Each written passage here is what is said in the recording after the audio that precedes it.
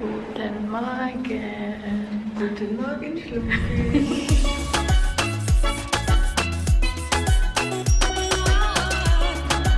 Ja, in Esslingen. Pupunta kami ngayon sa breakfast namin. 9:18 until 10:30 yung kanilang breakfast dito.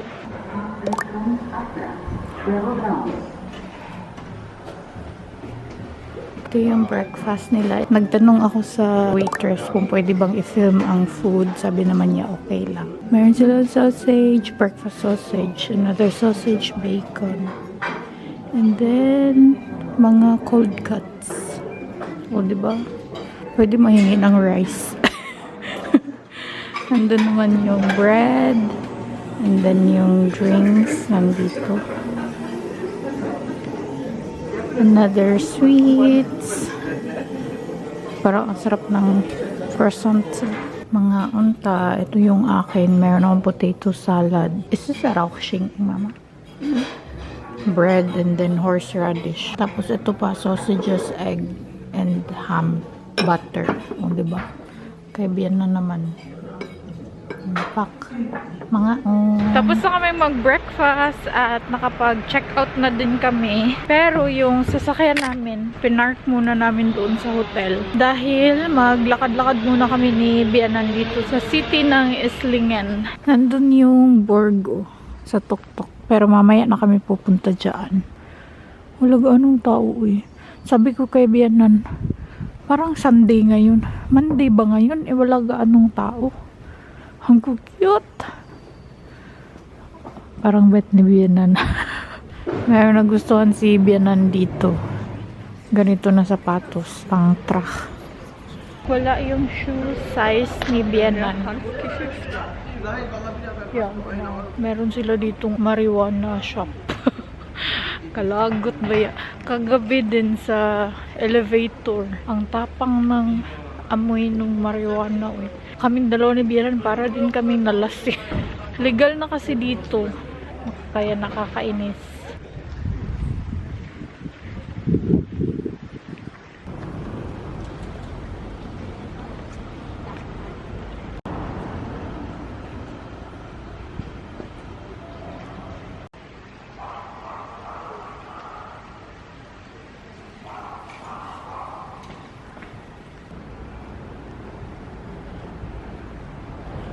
Cute siya na city.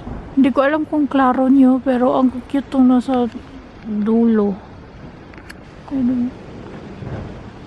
Cutie. Ang cute ng kanilang munisipyo eh. Ay, Rathaus. Ewan ko, nakalimutan ko anong translation sa Rathaus. Basta yan yung Rathaus nila. Ang cute ng dulo oh. Hindi ko alam kung klaro nyo. Ito yung bagong Rathaus nila. Sabi ni Bianan. Tingnan niyo yung building na green. Oh ja, das This is komisch. Ang cute ng mga color ng mga buildings, no? Merong simbahan dyan, tapos meron din dito. Huy, ang cute ng mga kulay. Hindi ko lang alam kung kitang-kita nyo ba sa vlog. Meron ding Asia Kitchen dito. The finest Asia Kitchen. Char lang. May 2 AM. Ang cute lang ng kanilang city. Papasok kami dito sa may isang maliit na simbahan. Hindi pa nakapasok dito si Bianan. Since first time natin dito, kakatok tayo ng 3 times. 1, 2, 3. Oh, char.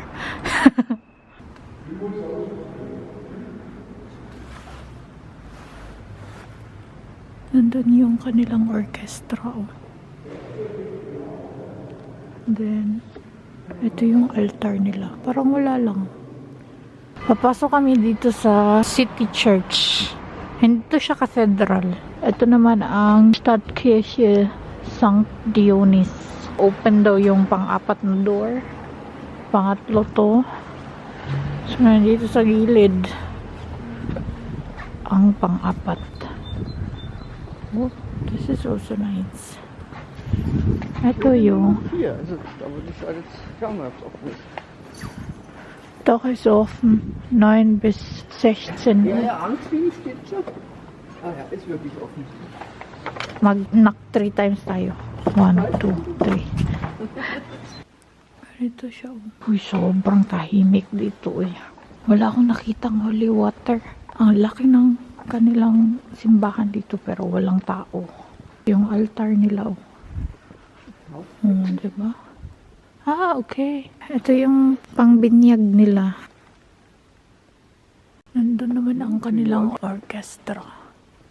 Orchestra ba tawag dyan? Basta orgel tawag dito. Yung mga upuan nila, merong foam ba? Sana all. Ang cute ng Japanese restaurant. Restaurant? Ang cute, ne. Meron din sila ditong kanal-kanal. Oh. Cool. Kita niyo ba yan? Meron silang ginawa dyan na parang tao. Ang ganda oh. Tapos merong bahay doon. Tapos garden mo yan. Ang ganda ng kanyang location. Modern house din siya oh. Naka-flat ba? Nice. Ja, wie gesagt, da sind jetzt dann. Ice cafe pala to siya. Ayan oh. Tower yan siya. And then, eto na yung parang malaking city nila. Tingnan niyo yung bahay. O, diba?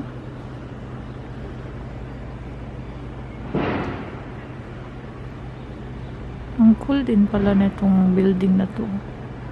Black building. Dito yung mga shopping center pero hindi ito yung sadya namin ni Bianan kaya aalis kami dito sa lugar na to. Maghahanap kami ng magandang lugar. Gusto ko sanang bumili ng waffle dyan. Kaso Monday is rest day nila. Bukas pa sila magbubukas. 11:30. Diba? Bonggara.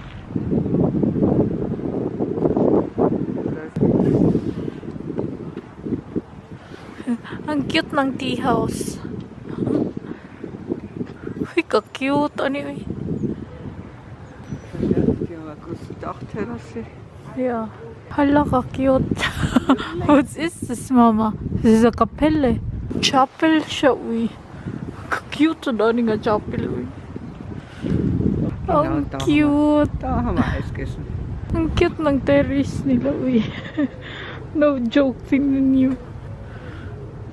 Yung kalahati, ginawang daan. O, diba? Unique siya, unique.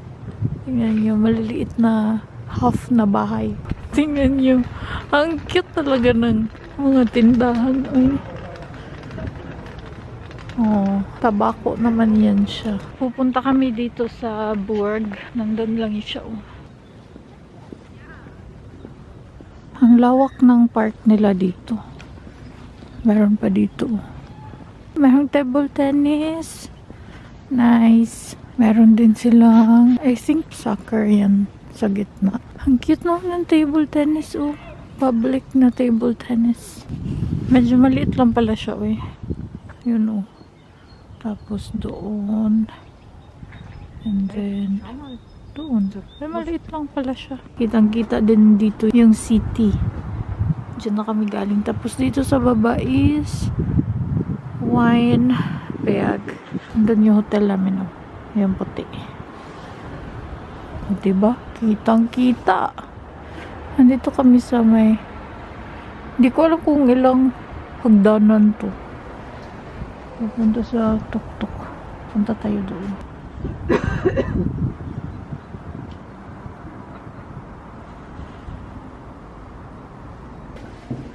Ang galing. Pinapasukan pala nila to. Ala, sarado man sa unahan. So, kailangan mo bumalik ay kigwa. Andun no, sarado.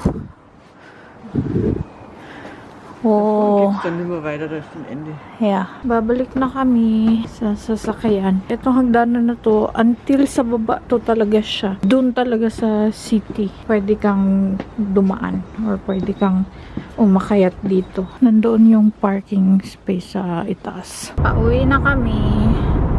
3 hours yung biyahe namin. Pabalik sa Regensburg.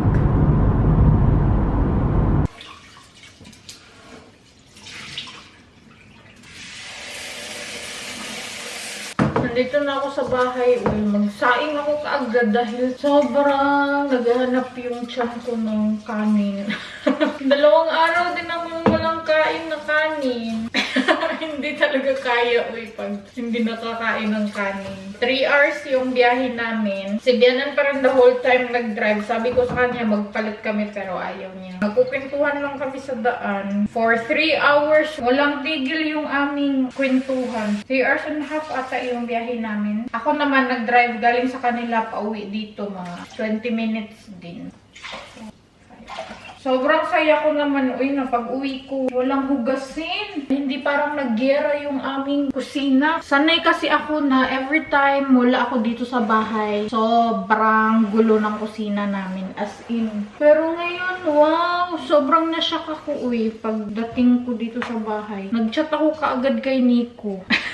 Sobrang linis ng aming kusina. Nice.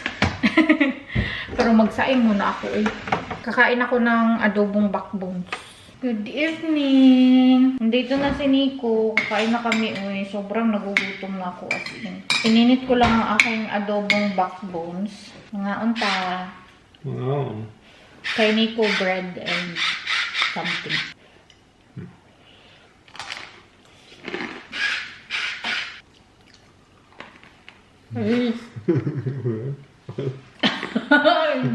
Siya sa magkumin siya. Galing si Nico sa Baumarkt at bumili na siya ng mga ilaw para sa aming bathroom sa 2nd floor. Another ilaw. Ayan. Bumili siya ng ganito. And then, ganito. Bumili na din siya ng smoke alarm para sa 2nd floor. Tapos, ganito. Spachtel tawag sa German. Bumili din si Nico ng bagong heating body. Height scrub pa tawag dito. Para sa magiging kwarto na aking kapatid. Wow naman! Special yon. Bagong-bago yung heater niya. Samantalang yung amin hindi man bago. Yahay kay kado na all. Sabi ni Nico, kung magre-renovate na lang din sa kwarto ng aking kapatid, bibili na daw din siya ng bago. Na all special. Anyway, wala naman akong gagawin at lubot na din ang aking camera, so I-end ko na tong vlog. Thank you so much guys for watching. I hope you enjoyed this video. Please like and share. If you did, leave a comment below. Follow me on my social media accounts and please don't forget to subscribe to my channel and click na notification bell para ma-notify kayo every time na mag-upload ako ng bagong video. And I will see you guys on my next one. Vielen Dank. Cheers! Gute Nacht. Amping!